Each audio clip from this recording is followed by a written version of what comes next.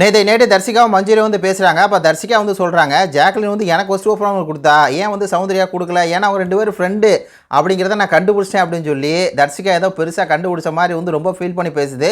நானும் பவித்ரா கூட தான் வந்து ஃப்ரெண்டாக இருக்கோம், நாங்கள் 2 பேத்துக்குள்ள ஃபர்ஸ்ட் ஆஃபர்னா நாங்கள் எப்படி கொடுக்குறோம், ஆனால் வந்து ஜாக்லின் சௌந்தர்யா ஃப்ரெண்டாக இருக்கா, ஆனால் சௌந்தர்யா தான் போன வாரம் ஒன்றுமே பண்ணல, ஜாக்லின் வந்து சௌந்தர்யாவுக்கு ஏன் கொடுக்கல தெரியுமா, 2 பேரும் ஃப்ரெண்டு, அதை நான் கண்டுபிடிச்சிட்டேன் அப்படின்னு சொல்லி தற்பெருமை அடிச்சுக்கிட்டு இருக்கு.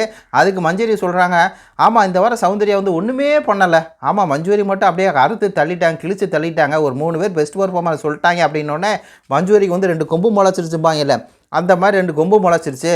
அதை விட நான் இன்னொரு விஷயம் சொல்லட்டுமா அப்படின்னு சொல்லி மஞ்சூரி சொல்லுங்கள் அப்படின்னு சொல்லி தர்சிகா சொல்ல, இந்த மாதிரி ரயான் வந்து ஆண்களிலிருந்து வர்றாரு, அவர் வந்தால் கூட எல்லா கேம்லேயும் அவர் எப்படி திரும்ப கலந்துக்கிறாரு அப்படின்னு சொல்லி மஞ்சூரி வந்து கேட்க, உடனே தரிசிக்க எனக்கு தெரியும் ஏன்னா அது ரயானுக்கு வந்து 2 பேர் சப்போர்ட் பண்ணுறாங்க, சௌந்தர்யாவோ ஜாக்லினும், அவர் 2 பேரும் ஒரு கேங்காக இருக்காங்க அப்படின்னு சொல்லி பார்த்தீங்கன்னா கதறிட்டு இருக்குது.